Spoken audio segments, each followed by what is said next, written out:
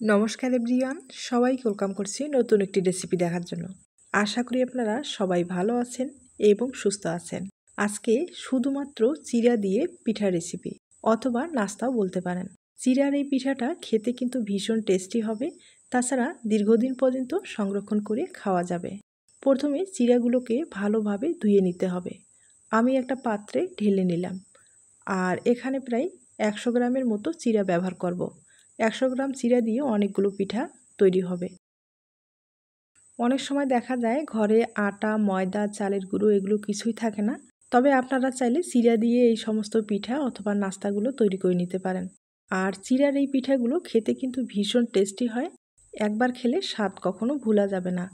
চিড়াটাকে আমি খুব ভালোভাবে ধুয়ে নিলাম, সামান্য পরিমাণে জল দিয়ে একটা ঢাকনা দিয়ে 5 মিনিটের মতো রেস্টে রেখে দিলাম।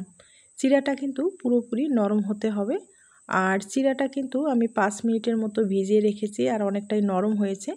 এখন যেটা করতে হবে, এই চিড়াটাকে ব্লেন্ডারে খুব ভালোভাবে একটা পেস্ট তৈরি করে নিতে হবে। তবে আপনারা চাইলে শুকনো যে চিড়াটা আছে, শুকনো চিড়াও কিন্তু ভালোভাবে ব্লেন্ডারে গুঁড়ো করে নিতে পারেন। এরপরে কিন্তু একই প্রসেসে এই পিঠাটা তৈরি করে নিতে পারেন।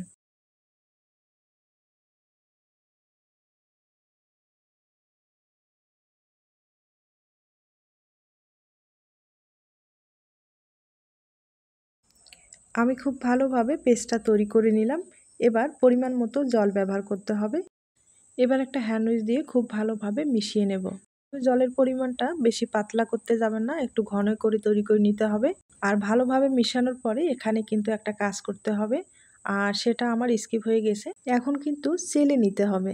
চেলে নেওয়ার পরে এখানে আমি স্বাদ মতো লবণ দিয়ে দিলাম। এরপরে হাফ চামচের মতো জিরার গুঁড়ো ব্যবহার করলাম, হাফ চামচের মতো ধনিয়ার গুঁড়ো ব্যবহার করলাম, আর হাফ চামচের মতো মরিচের গুঁড়ো ব্যবহার করলাম।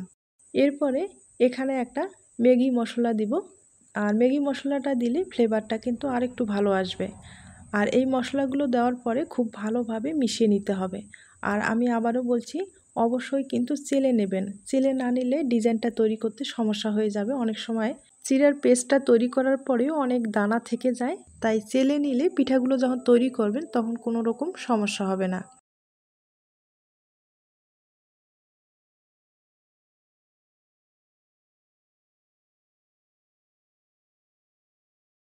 আমি খুব ভালোভাবে চেলে নিলাম। চেলে নেওয়ার পরে পিঠার কালারটা আরেকটু ভালো আসার জন্য এখানে আমি সামান্য পরিমাণে একটু ফুড কালার ব্যবহার করলাম। তবে আপনারা চাইলে ফুড কালারটা সম্পূর্ণ বাদ দিয়ে দিতে পারেন। এখন খুব ভালোভাবে মিশিয়ে নিতে হবে। এখন আপনাদের আমি চুলায় নিয়ে যাচ্ছি। চুলায় আমি একটা কড়াই বসিয়েছি, এবার পেস্টটা ঢেলে দিতে হবে।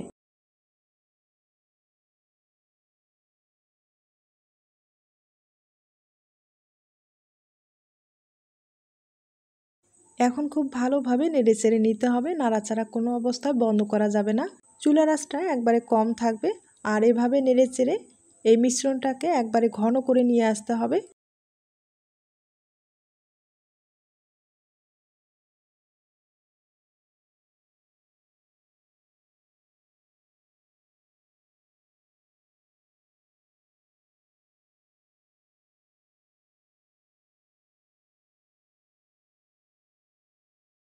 মিশ্রণটা খুব ভালোভাবে ঘন করে নিলাম, আর ঠান্ডা হওয়ার পরে আরেকটু ঘন হয়ে যাবে।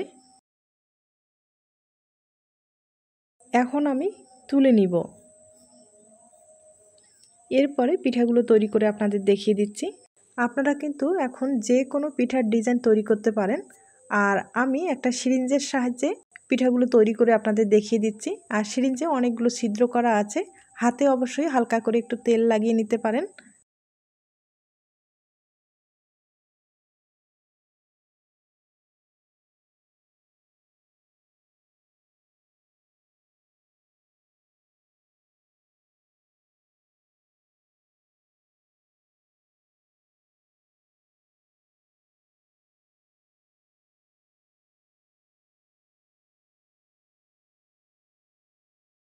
দেখতে পাচ্ছেন চিড়া দিয়েও যে এত সুন্দর পিঠা তৈরি হয়, পিঠাগুলো দেখতেও কিন্তু ভীষণ সুন্দর হয়েছে।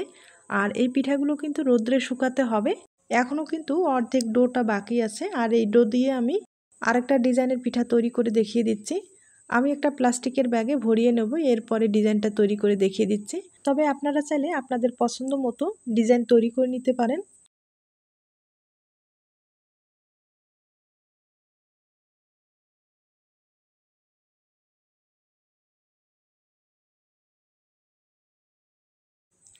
প্লাস্টিকের মুখটা একটু বড় করে আমি কেটে নিব। এরপরে ডিজাইনটা তৈরি করে দেখিয়ে দিচ্ছি। আর এই ডিজাইনটা কিন্তু একবারে সহজ একটা ডিজাইন, আপনাদের পছন্দ হলে ট্রাই করতে পারেন।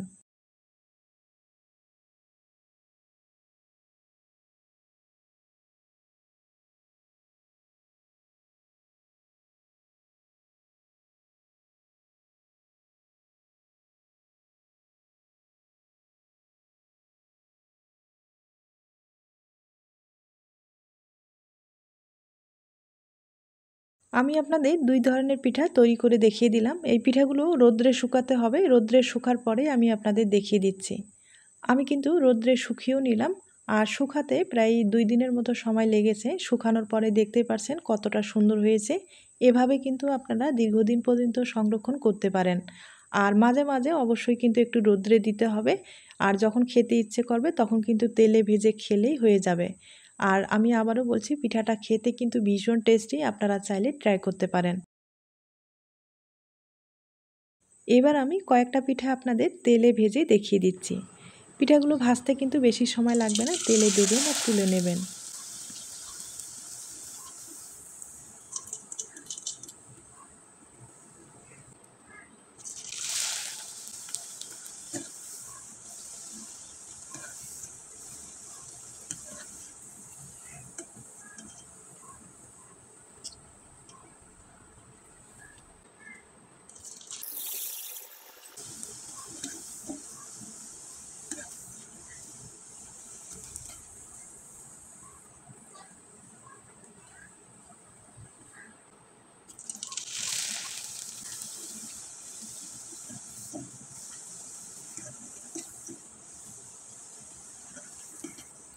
আমি আপনাদের কয়েকটা পিঠা ভেজে দেখিয়ে দিলাম, আর ভাজানোর পরে দেখতেই পারছেন পিঠাটা কতটা সুন্দর হয়েছে। একইভাবে আমি আরেকটা পিঠা ভেজে দেখিয়ে দিচ্ছি। আর এই পিঠাগুলো কিন্তু ভাজতে বেশি সময় লাগে না, তেলে দেবেন আর তুলে নেবেন।